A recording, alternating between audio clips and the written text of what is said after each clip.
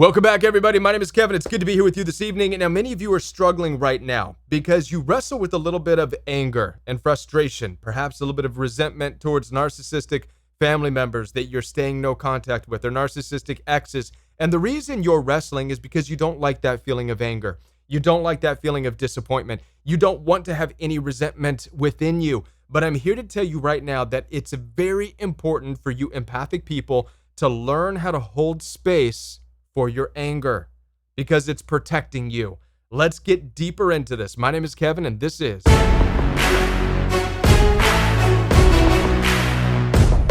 Now, before we get into this message, let me remind you that I'm here to support you. Down in the description box, right below this video, you'll find access for one-on-one appointments with me. I take telephone calls and video calls through Zoom, FaceTime, and WhatsApp. So if you're struggling with little bits of anger and you don't like the way it feels, reach out to me. Let's talk about it and how to hold space for that, okay? Also, in addition to one-on-one coaching calls, I also have a live coaching program that's daily. Each and every day I spend time with you and a growing community of people from all over the world. We have weekly fellowship together, weekly Zoom calls, and so much more, all in the privacy of a members-only app. You can download the Rowie membership app down below in the description box as well. Last but not least, the Rowie does have a fitness channel, and I challenge you to join me each and every day, Monday through Friday, for less than 30 minutes of an intense workout from home, no weights required. Let's get into shape mentally, emotionally, and physically. You got this. Try to keep up with me for the next 6 months, and let's see how good you feel. All right? Now, let's move into this topic of this anger that you wrestle with. One of the biggest things that concerns empathic people is the anger, is the resentment, is that little bit of bitterness, is the frustration inside, the sadness that just won't seem to go away when you think of the toxic narcissistic people. I hear this all the time in my coaching program. I also hear it during one-on-one conversations. And what I've concluded from this is that empathic people especially do not like to hold anger. We typically come from a place of double deciding, if you will. We always try to see the positive side of things and of people. We always try to give people second chances, third chances, fourth chances, fifth chances. It's within the empath's nature, it's within your very nature to try to understand where they're coming from, to try to give people the benefit of the doubt. And so as a consequence of that, what empathic people are not so well developed in is learning how to be a decider, deciding, hey, that's wrong. And I'm going to hold space for that being wrong. And I'm going to leave it there. And I'm going to disconnect from you. And I'm not going to have that in my life. And I'm not going to allow you in my life. I'm not going to allow any of that in my life. We really struggle with that as empathic people because of our loving nature, because you want to be there to love, you want to be there to help, you want to be there to teach, you want to be there to be able to encourage and nurture, especially when it comes to dealing with mean, cruel, narcissistic people, because there's a part of you that wants to see the capacity within that person to possibly love, to possibly care, to possibly whatever, because it doesn't compute with you. It doesn't make any sense to you that there are human beings that exist without the capacity to love. But there is. And we call them narcissistically abusive people. They are, in fact, people without the capacity to truly love in a demonstrative way. All they're capable of doing is love bombing. That's the closest they get, but that's not out of an act of love. That's out of an act of payment. Narcissistic people, they give a payment for what they hope to get from you. Narcissistic people act out of transaction only. I'm going to do this, this, and this, and then you're going to submit to me forever. Nothing with narcissistic people is out of a place of love because they don't have empathy. Real love has to come from empathy. And when narcissistic people don't have empathy, they're not able to have love. Okay, so we have a world full of people who do not have the capacity to love, which is a challenging thing for you empathic people to understand. All right. As a consequence of that, you want to nurture and guide and teach and love people anyways. Now, you have this experience with a narcissistic person, perhaps a psychopath, perhaps a sociopath, perhaps somebody who tried to destroy your life mentally, emotionally, and if you would not have left the situation, perhaps even physically, they would have tried to destroy your life. You've gotten away from that.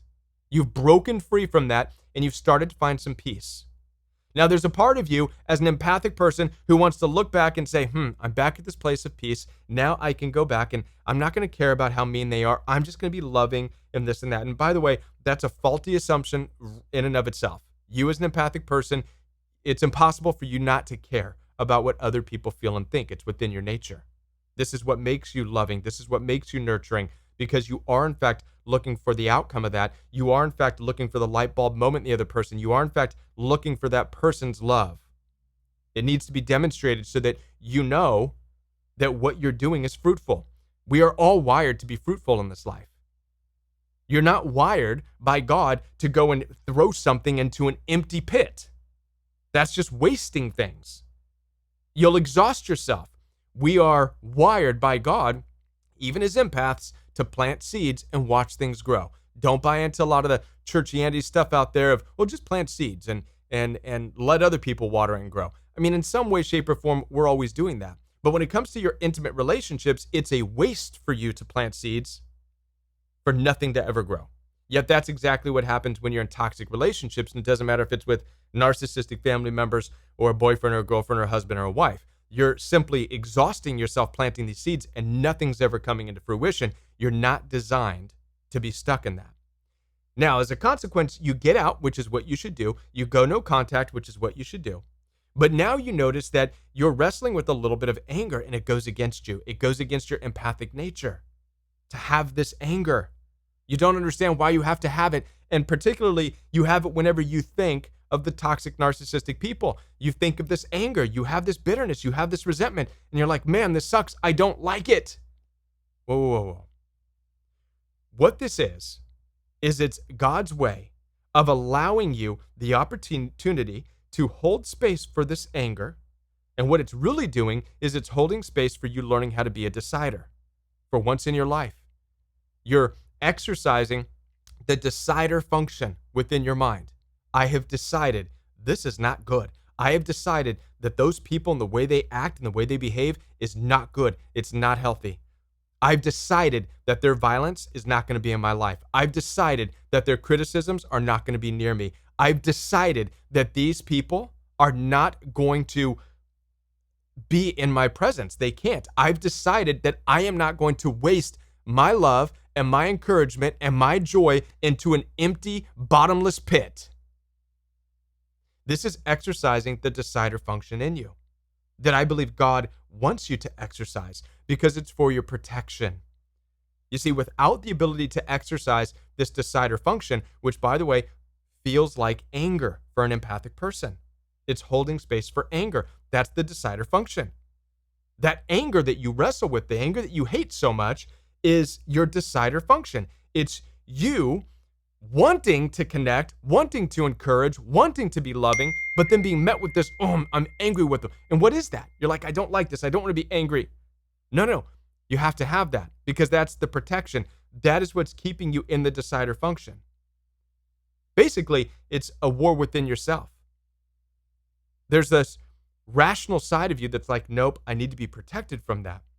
And I'm going to use anger. And the anger is what's helping you to stay on the decider side of I've decided that that's not good for me. I've decided that that's not healthy. And I've decided I need to stay away. Now, the anger is now a part of that. The anger is what it takes for for empathic people. The anger is what it takes for empathic people like you to stay away. Without that anger, you drop your guard. If you're think about this for a moment. What happens when you try to convince yourself, no, I'm not going to be angry. I don't like being angry. I'm not an angry person. I got to get over this. What's the first thing you think of doing? Okay, I'm going to reach out to them. I'm going to reach out to them and I'm going to let them know I care about them. And I'm going to teach myself not to care about what they say. You see what's happening? And guess what that means? That means you're going to march yourself right back into the danger zone. That's the highway to the danger zone. Dun-dun-dun-dun. Highway to the danger zone, right? So if you eliminate that anger, that little bit of anger, because you don't like it, you're going to march right back into the danger zone. So you see, that anger is by God's design to help you, empathic person, to have that decider mechanism activated so you know what to stay away from. Now, it'd be nice to not have to have that anger. It'd be nice, but the reality is as an empathic person, you don't know how to stay out of danger unless you have that anger towards the very specific thing. And by the way, with an empathic person such as yourself, the anger is very specific. Now, if you notice the difference between empaths and narcissists, narcissistic people are angry at anyone and everything, innocent or not. A narcissistic person who had a rough upbringing, whatever, and by the way, I'm not saying that's why they're narcissistic. There's no evidence that suggests narcissists are created by their parents, right? That's just not true. Many of us had rough childhoods, yet we didn't end up narcissistic. It's something within their nature, okay? A part of their nature is being angry at anybody, innocent or not. They can look at somebody who never did anything to them and unleash all of this hatred and vitriol and spit all of this hatred. Narcissistic people, we live in a day and age where we see this all the time. It's narcissistic people out there that will look at you and say, oh, you're a middle-aged white man, you're a racist, I hate you. Oh, you're a Republican, I hate you. You're a conservative, I hate you, and you're this and you're that and blah, blah, blah. That's all narcissistic stuff. The ability to look at somebody and not even know them, but make these harsh, critical judgments, that's what narcissistic people do. They don't care about who you are. They don't see deep into a person. They can't, because that requires empathy. They don't have empathy to do that. So they are hyper judgmental, looking at outside stuff only and making their critical, nonsensical, nasty, violent judgments. And from that, their smear campaigns, this and that, okay? If you look at empathic people, they're the opposite. Empathic people love everybody. Doesn't matter what they believe. Doesn't matter what they look like. It doesn't, right? Empathic people do not look at somebody and make up this evil story about them. For an empathic person, things have to be done to you, specifically from another person, before you form a critical judgment. So if it's your narcissistic parents or a sibling or an in-law or an ex who harms you, who pushes you, who physically assaults you, who verbally assaults you, who mentally assaults you, emotionally assaults you, now, as an empathic person, now you are forming a criticalness towards them, a judgment towards them, and rightfully so. You're right to judge people's behavior towards you. You are right to be critical of somebody's nasty attitude to you. That's better than a narcissist who's just nasty attitude towards everybody. Yours is specific. But because you're an empath and you're less likely to want to be critical and want to be judgmental, you have to allow that anger to form in a specific way towards that person. And that's what's unique to empathic people. Where a narcissistic person could be hurt by Billy or Sarah and then go take it out on Tom or Eric or Sally. That's a narcissist way of doing it, right? I remember when I was dealing with the narcissistic in-laws, I oftentimes felt like I was being punished for somebody else who wronged them. And I brought that up one time to the narcissistic in-laws. I'm like, what? It seems like you're punishing me for something I didn't even do. You're taking out on me your hatred towards somebody else. That's what narcissists do. Empathic people don't do that. Empathic people love everybody. But when you experience somebody wronging you, you then have to target and you isolate within your mind. You become a decider that that person and their specific behavior is bad. And you're all in on just that person, which is right. They've wronged you. Nobody else needs to pay the price for that person. That person needs to pay the price. And the way in which this happens is by you experiencing and holding space for the anger. That way you never forget it. You never take it out on anybody else who doesn't deserve it. You hold a space of anger towards that person. And what this anger does is it plays a role as a constant reminder as to why you can't be engaged with them. Because as an empath, if you let go of that anger towards that person, you're going to march yourself right back into that danger zone. So my point is this, with you empathic people, you have to hold a space for anger. But believe this, believe that your anger is specific towards the one who truly wronged you. So it's okay to hold space for that. You don't have to let that go. You don't have to dismiss that. You don't have to continue living your life as a double decider, so to speak, with somebody who's actively trying to hurt you or who has actively tried to hurt you. When it comes to dealing with the narcissistic in-laws that I dealt with, I will never take out my frustration on anybody other than them. As an empathic person, I have learned to hold space for my anger and frustration directly towards them. They pay the price. The price is no interaction with my family. The price is no interaction with my kids. The price is we're out of their life. That's it. And it's the anger that I'm holding a space for that allows me to manage that distance. But nobody else gets caught in the crossfire. I'm able to love freely everybody else who comes around, the presence of everybody, until they show me that they're just like the in-laws or just like the stepfather that I was raised with. Mean, nasty, cruel, uncaring, unloving, and narcissistic. And then I will then point or activate, if you will, my decider mechanism towards them specifically. They said this, they did this. This is unacceptable. It's unforgivable. Not going to deal with that. Okay? Not going to deal with that disrespect. It's very decider, it's very laser focused, and it all comes from understanding and holding space for that anger. All right? So if a narcissistic person says, you're just an angry person, well, towards you I am. Absolutely. And I have every right to be. You wronged me. I'm not going to, not going to let that go. So allow this as something that's going to help grow you. Stop trying to be this empath that doesn't hold any anger, because once you do, again, you're going to be marching yourself into dangerous territory. Allow yourself to spend time with the anger. Allow yourself to keep the anger if you do have it. Understand that it's protecting you from going back into the danger zone, which is what narcissists want. Narcissistic people are hoping and counting that you don't have any anger and you're going to let it go and you're going to be the sappy person that they're going to be able to mistreat forever. They're really not banking on you becoming truly angry with them. This is why it's important that you do. Truly become angry with the narcissist, the one who absolutely hurts you. It's okay to be angry with them. The Bible says, be angry, but sin not in your anger. Staying away from them is not sinning. Keeping them away from you is not sinning. Telling them that they're not welcome near your family or in your space is not sinning. Okay? What is sinning is doing what narcissists do, which is march up to them, yell, scream, shout, throw things at them, cuss, right? Go full on Amber Heard towards them.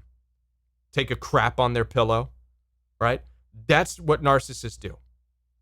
That's sinning, by the way. That's all revenge stuff. But if you allow yourself as an empathic person to hold space for anger, allow that anger to do what it's meant to do, which is to activate your decider mechanism in deciding that that narcissistic person, whether it's a dad, mom, sibling, ex, whatever, doesn't belong in my life. I've decided that, and I'm holding space for this anger that's going to keep that barrier between me and them. It's going to be an everlasting fire that's going to be burning the bridge between you and the narcissistic person. And this will free you up to now experience and love with people who truly care for you over here in your area. As I said before, I'm here to support you. Down in the description box, right below this video, you'll find access for one-on-one appointments with me. I take telephone calls, video calls through Zoom, FaceTime, and WhatsApp.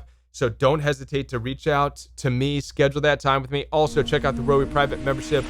Get started today. Whew, it is hot. I am sweating. Hope you all are staying cool wherever you are in the world. Check out one of these videos recommended by the YouTube algorithm, and I'll be back with more videos for you right here on the Royal Week. Bye, everyone.